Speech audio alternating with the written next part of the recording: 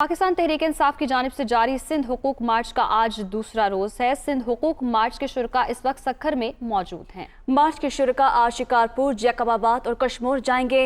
मज़ीद तफसीलात जानते हैं अपने नुमाइंदे मोनिस अहमद से। जी मोनिस, बताइएगा कि सिंध हुकूक मार्च की इस वक्त क्या सूरत हाल है?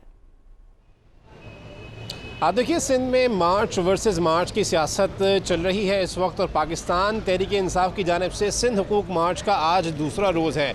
गुज़िश्ता रोज़ इसका बाकायदा आगाज़ हुआ था कम्मू शहीद, जो कि सिंध और पंजाब का बॉर्डर का इलाका है, वहाँ से पन्नू आकिल घोटकी से होता हुआ सक्खर पर इख्तिताम पजीर हुआ था।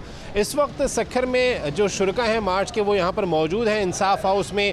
यहाँ पे तरोताज़ा हो रहे हैं, नाश्ते का दौर चल रहा है। क़यादत भी जो है अली जैदी और दीगर कायदीन नाश्ते में मसरूफ़ हैं। आज काफ़िला ये रवाना होगा अब से कुछ देर बाद, ये बताया जा रहा है, जबकि शिकारपुर, कश्मोर और जैकबाबाद इसके मेन स्पॉट्स हैं जहाँ पे इस काफ़िले का क़याम होगा। जैकबाबाद में जलसा होगा, जबकि इसके साथ साथ जो मुख्तलिफ स्पॉट्स हैं रास्ते में, गाँव, देहात, शहर, वहाँ पर रुक कर ये काफ़िला कायदीन जो है ख़िताब भी करेंगे।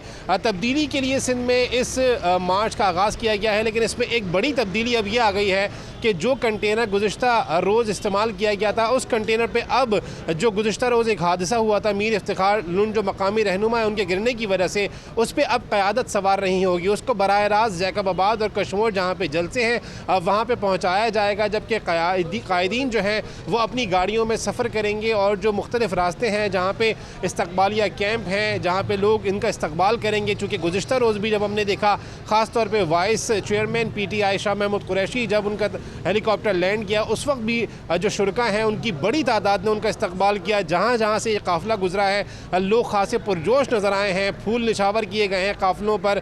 और साथ साथ आज भी यही चीज़ मुतवक्का है, क्योंकि आज इतवार का रोज़ है, छुट्टी का रोज़ है, मुमकिन तौर पर शुरका की तादाद गुज़िश्ता रोज़ की निस्बत ज़्यादा हो सकती है। तहम जब सक्खर में ये काफ़िला कल पहुँचा था तो हमने देखा था कि जो जलसा कहा था वहाँ पर बहुत ज़्यादा शुरका की तादाद नहीं थी।